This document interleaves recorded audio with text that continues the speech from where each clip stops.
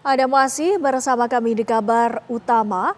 Pemirsa, Kementerian Keuangan akan memanggil pejabat Direktorat Jenderal Pajak usai anaknya ditetapkan sebagai tersangka dugaan kasus penganiayaan terhadap seorang remaja di Pesanggerahan, Jakarta Selatan.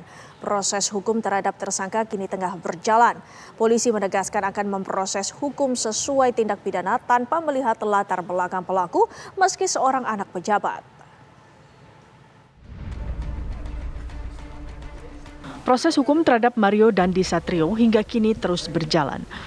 Mario merupakan anak pejabat Ditjen Pajak yang ditangkap dan ditetapkan sebagai tersangka oleh Polres Metro Jakarta Selatan karena menganiaya seorang remaja hingga terbaring dengan kondisi koma di rumah sakit.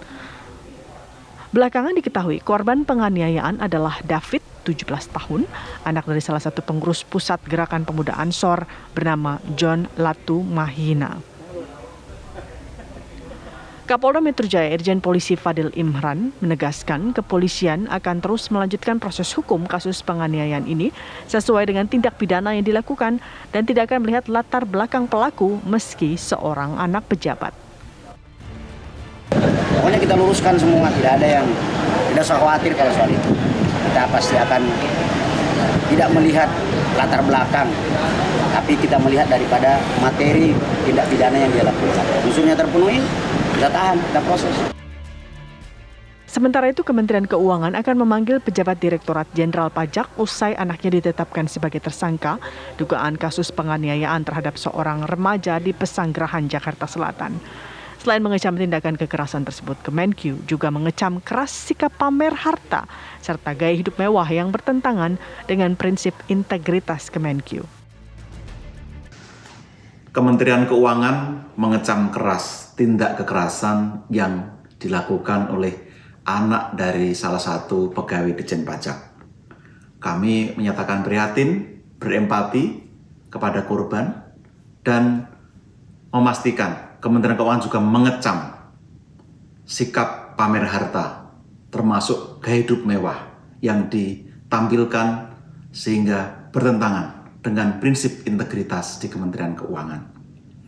Untuk itu, kami juga sudah punya mekanisme pengawasan melalui pelaporan LHKPN dan juga ALPA yang akan menjadi mekanisme pengawasan dan monitoring kekayaan dari para pegawai.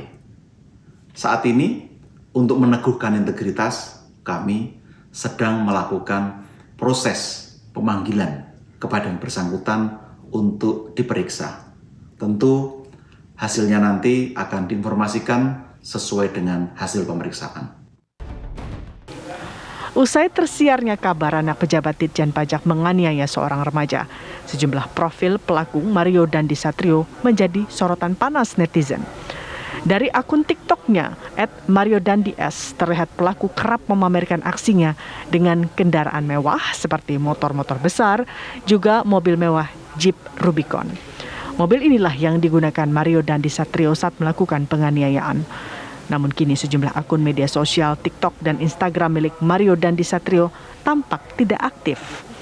Dari Jakarta, Yoga Kuspratomo, TV One mengabarkan. Sementara ayah Mario Dandi Satrio, Rafael Alun Trisambodo meminta maaf kepada David dan keluarga yang koma setelah mengalami penganiayaan oleh Mario Dandi. Rafael yang merupakan pejabat eselon 2 Ditjen Pajak Kanwil Jakarta Selatan mengaku akan mengikuti proses hukum atas kasus sang anak.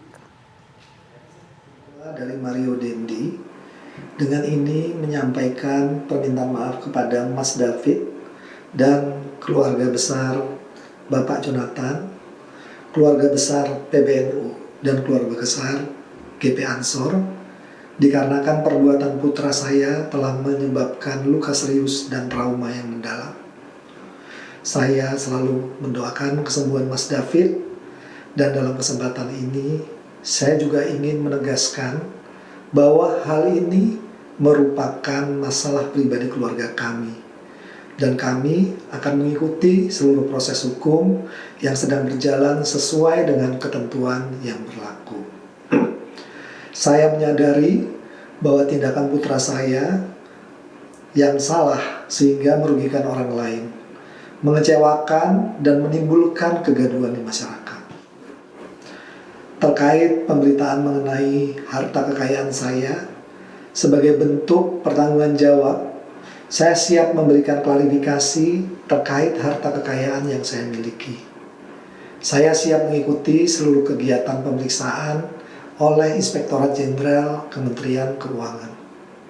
Saya juga meminta maaf kepada keluarga besar Kementerian Keuangan karena dengan adanya kejadian ini berpotensi menurunkan reputasi institusi dan kepercayaan publik yang telah dibangun selama ini. Sekali lagi, saya meminta maaf atas kesalahan saya dan keluarga saya. Terima kasih.